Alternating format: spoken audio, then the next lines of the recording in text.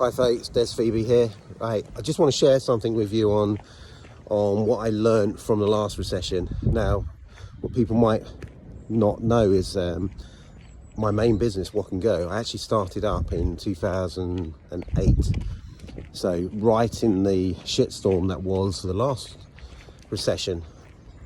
And there were certain things that I learned. We actually did all right from that time, because we're a quick service restaurant. We made the decision that we were going to be, or one of the things that we were really promoting was restaurant quality food at quick service prices, and we stuck with that all the way through that period. Now what happens in a recession quite often is those that have got money and those that have been in the middle classes, or even in pretty much everyone starts to look at making their money go further. So one of the first things that goes out the window is premium treats, if you like. And you have to class going to a nice restaurant as one of those kind of treats that you would normally do for yourself, your family, etc. So what I noticed last recession was the fine dining restaurants got hit first, and a lot of them went under. And I think you might see that happen again. I would say pretty damn certain you're going to see that happen again. People downgrade their eating habits, but still want to be treated. They still want to treat. So quick service restaurants tend to do pretty well, to be honest with you. So once we get open again, and I mean fully open and fully operational, and this immediate crisis is over, I think our restaurants are going to do pretty well. But I think it's going to be an absolute bloodbath on High Street, and hospitality is going to get hit really bad. I mean, if you think it's bad now, I mean, basically we're in a holding hibernation period at the moment, where a lot of restaurants and hospitality, pubs, etc., are able to hibernate, put the mothball their businesses for the time being, get some government support, and then when this 3-month period is over, that's when they come back to all the shit. Because if the landlords haven't played ball and they haven't given them rent holidays, etc., you're just coming back to the inevitable. And the restaurants are likely to be some of the slowest to recover, because people aren't just going to come straight back to you. They're going to be facing a bloody bloodbath of a recession when we come back. They're talking about a worldwide recession here, with a reduction in GDP of around 15%. Now, to put that into context, the 2008 recession was 1%.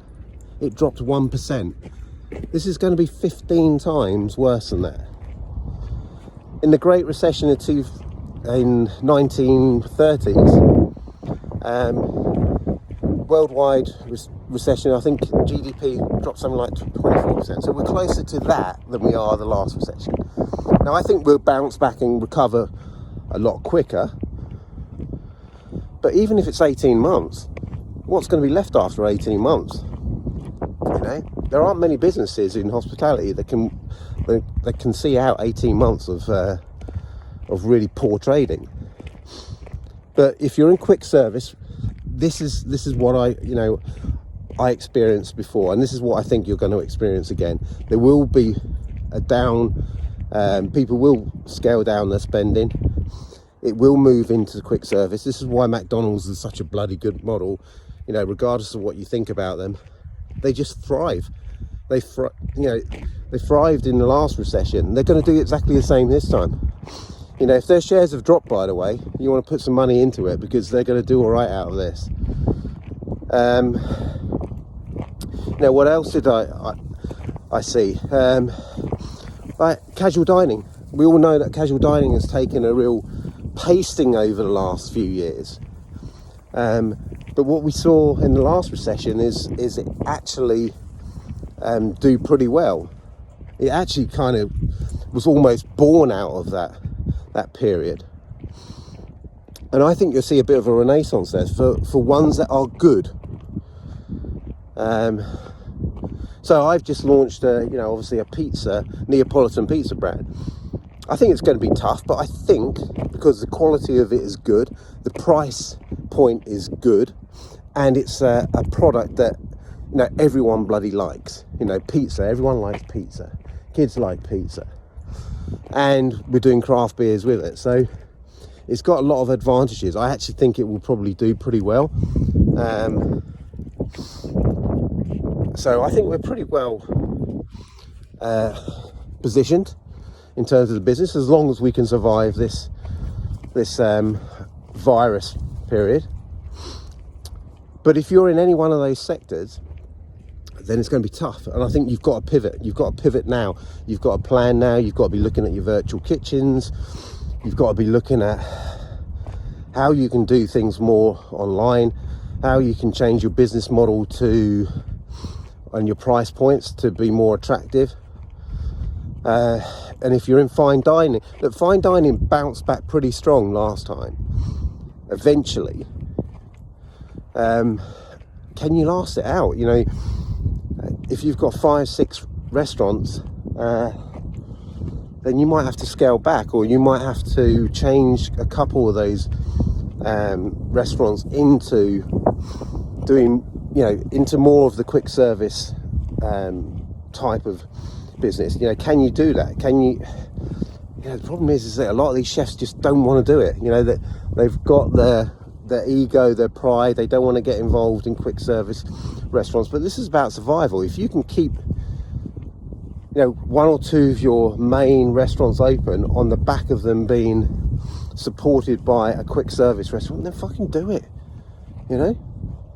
Look at innovative ways of keeping your businesses open, pivot. I know a lot of restaurants have gone into food delivery. You might have to carry on doing something like that. You might have to completely change your outlook, not just for the short term, but be thinking that this is going to go on for the next 2-3 years in your business if you want those restaurants to survive.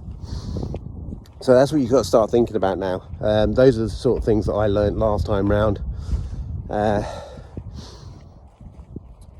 If you don't think it's going to be bad, then I'm sorry, I just think you're mistaken. I know everyone wants to look on the positive side, but you've got to plan for the worst, because the worst could yet to come. Could be bollocks. Right, it's still to come, basically. Does the virus affect your speech? I don't know. I don't think it does. I've not seen that. Anyway, look,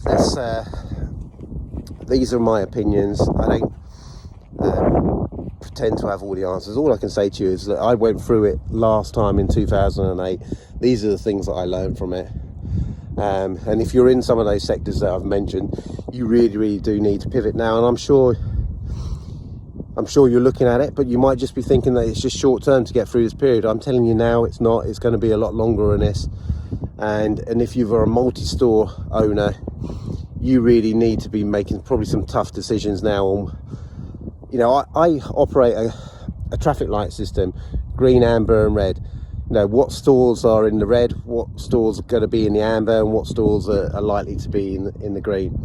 The ones that are going to be red, and they're going to occupy too much of your time and resources with very limited opportunity to either turn around or keep them afloat, then you need to have a plan to close those. Amber are ones that could potentially be in danger, but if you make the right decisions, could stay open. And green are the ones that are, your absolute nailed on, will survive, are already maybe doing some of the things that are likely to keep them open. So, start thinking about these things now. And, I wish you luck, because I think you're going to need it.